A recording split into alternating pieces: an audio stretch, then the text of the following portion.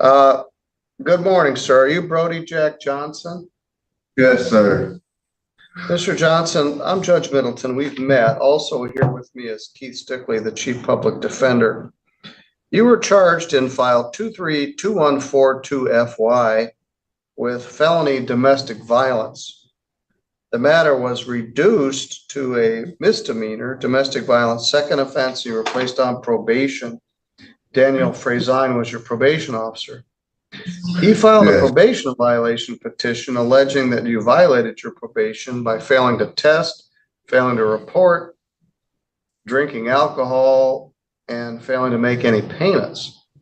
So he set an arraignment on that probation violation and you didn't show up.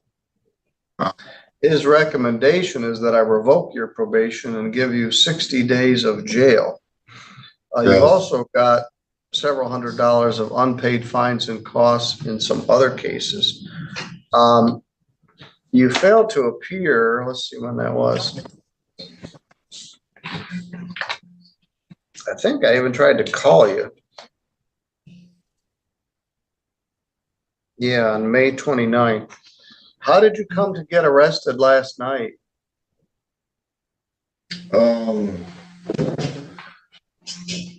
I believe I was headed to Myers to return some pop bottles, and I was on my way back and return pop bottles, and you guys pulled me over.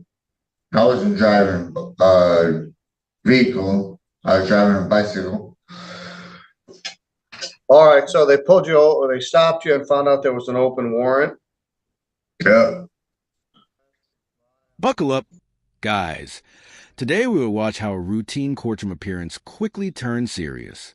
A judge opens by identifying defendant and laying out a history of domestic violence charges, reduced from a felony but followed by repeated probation failures, missed reports, skipped testing, alcohol use, unpaid fines, and a failure to appear all pile up within the first 2 minutes.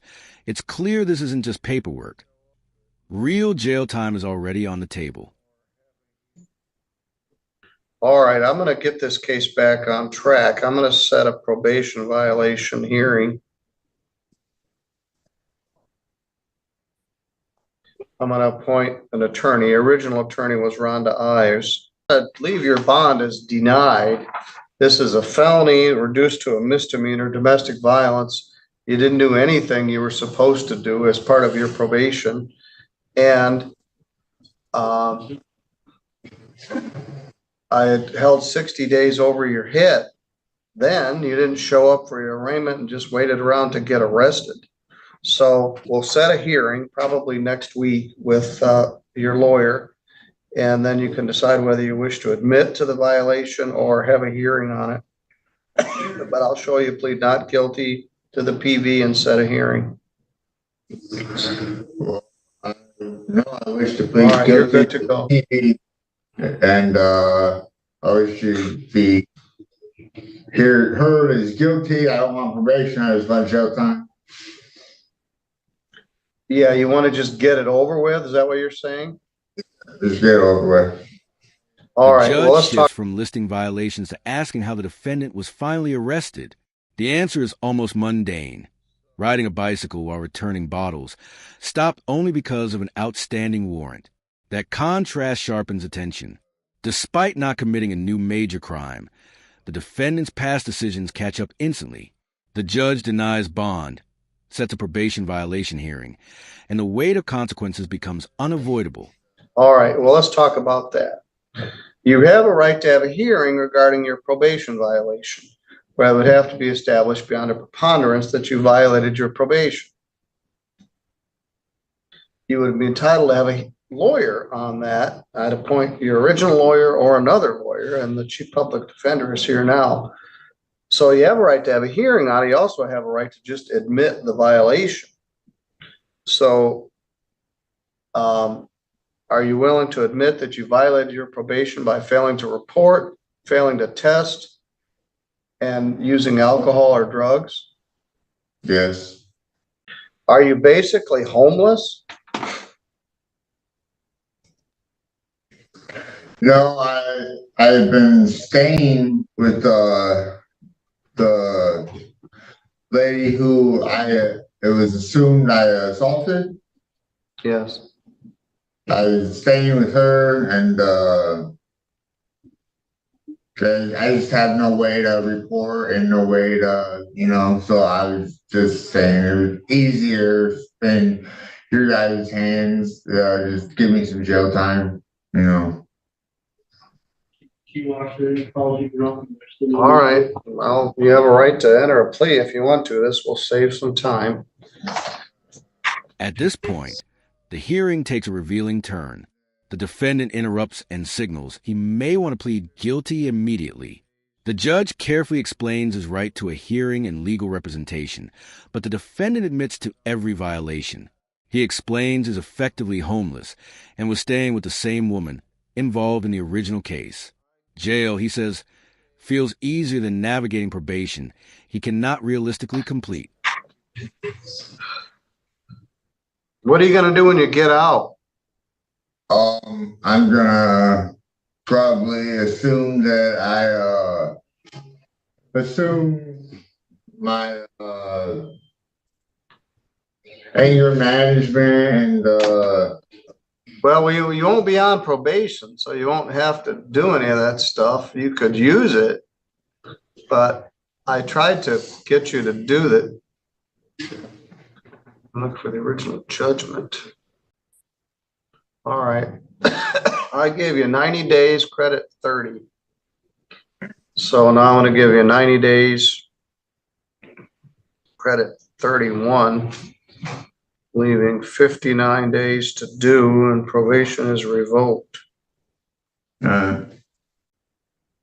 Maybe we were just setting you up to fail right off the bat, but I thought I'd give you a chance to try some of this other stuff, and you wanted to get out of jail, but you didn't really do anything.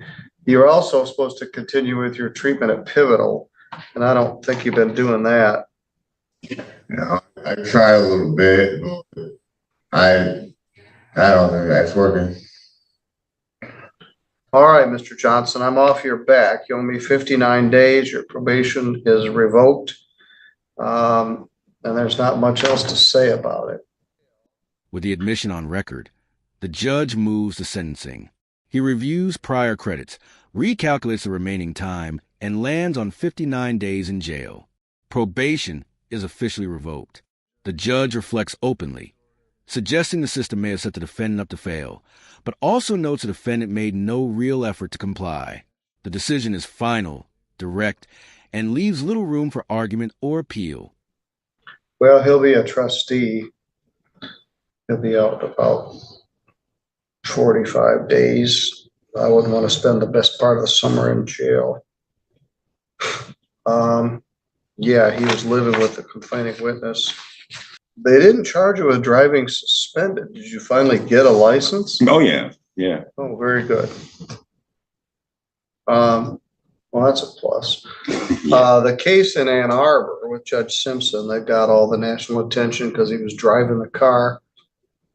And then the judge ordered him to go to jail. And I don't know whether he did or not. Then the next day or two, they reported it was a mistake, that he wasn't suspended, and it was a, quote, clerical error. Then the next day, they said, well, he wasn't suspended, but he doesn't have a license.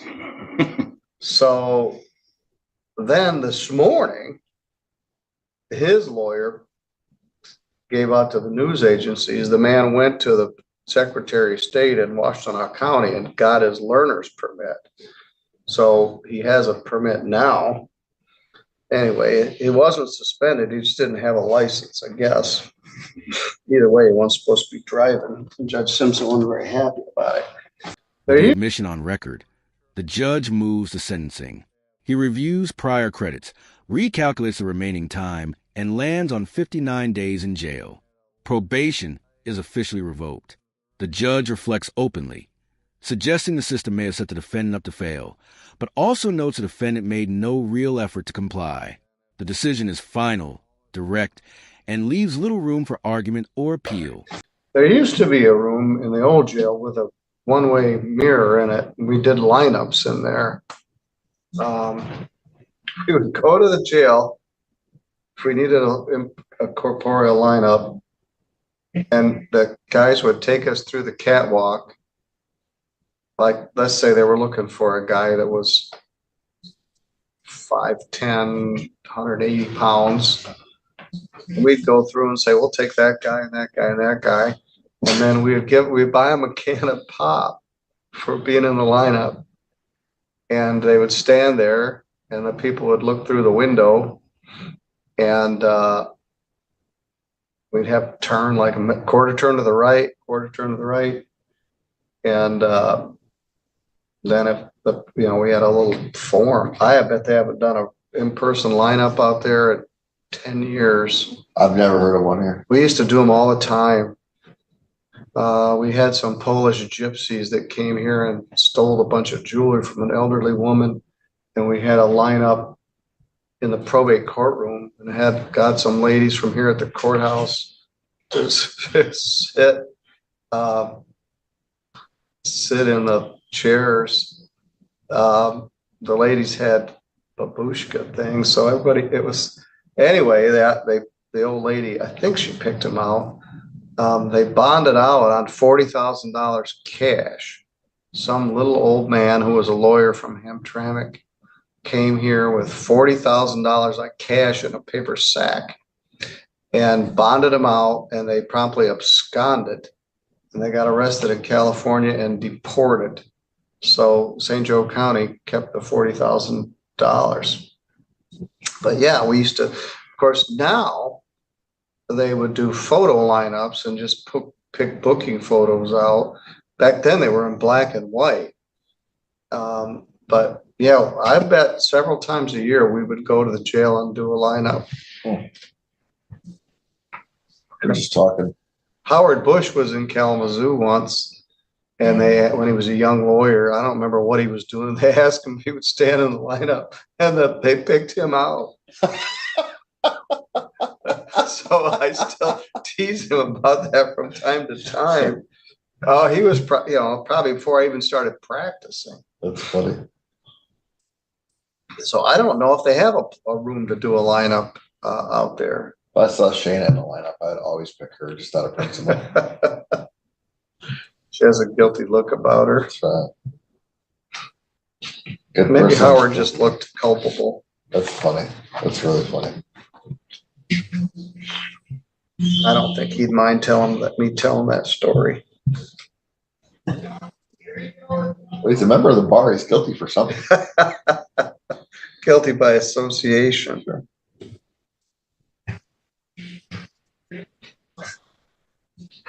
And in the old days, they could smoke in the cells.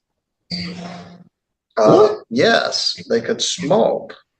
And it was just like a purple haze back there. Plus, it was dangerous to have fire. When Matt Laurie took over as sheriff, he banned smoking in the jail about 1990. After the sentence is imposed, the courtroom atmosphere relaxes slightly. The judge discusses trustee status, possible early release, and even comments on another high-profile case involving a mistaken license suspension. It's an unusual moment where the legal formality softens into candid commentary, offering a glimpse into how judges process not just individual cases, but broader system errors and public scrutiny surrounding courtroom decisions.